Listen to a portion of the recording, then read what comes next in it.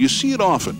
Horses who have plenty of speed but are unable to relax. They sprint to an early lead or to press the leaders and almost always tire and finish back of other horses that pass them in the home stretch. Every horse starts every race with a certain amount of energy in reserve, and every time the driver asks the horse to make a move, some of that energy is used and is not available again. A look at the past performances lends a clue as to how fast the various quarter-mile portions of the race will go.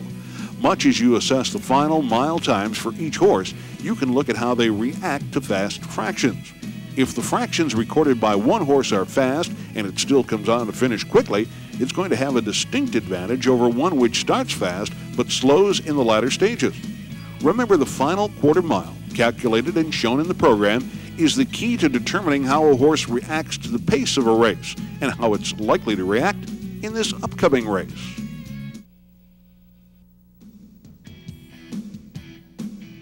Is the key to determining how a horse reacts to the pace of a race and how it's likely to react in this upcoming race.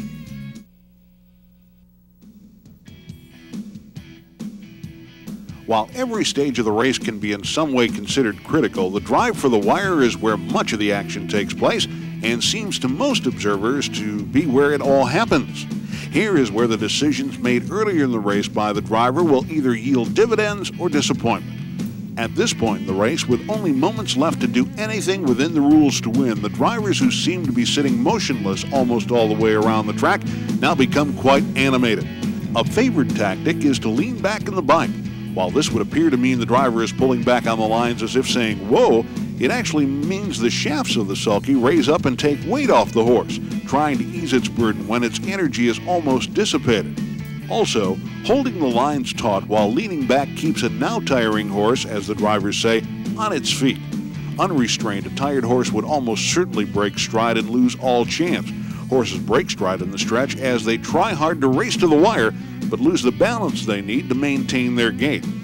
Also, drivers will rock in the bike to encourage the horse, slap the saddle pad or sulky shaft or wheels with the whip, or grab the lines repeatedly to encourage the horse to take the bit in its mouth and go faster.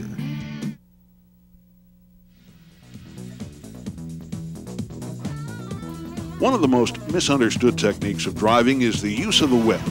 The use of the whip is regulated by rule, as is the design of the whip itself.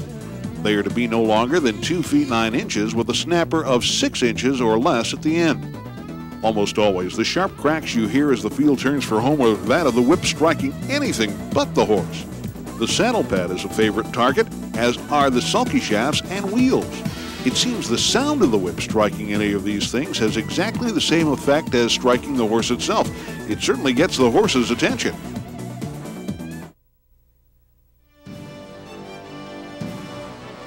It's an idea that seems simple, and for the horses and drivers who use it as a path to the winner's circle, it's absolutely brilliant.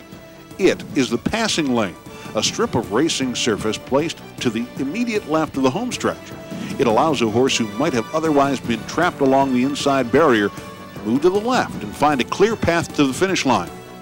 The rules of racing dictate that the passing lane will only be used once in the home stretch. On half-mile tracks and 5/8-mile tracks where the horses pass down the home stretch twice, the horses may not be driven into the passing lane until they are approaching the finish.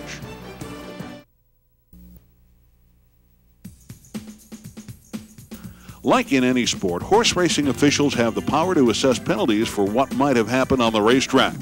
Unlike any other sport, however, harness racing provides rules for the participants to allege fouls and rule violations against other competitors. Drivers and owners are permitted to lodge claims of foul with the judges immediately upon completion of a race, and the judges are obligated to do a bit of immediate fact-finding to determine if the claim will be upheld or denied. The judges use 3 methods. They view videotapes of the races to see if interference occurred.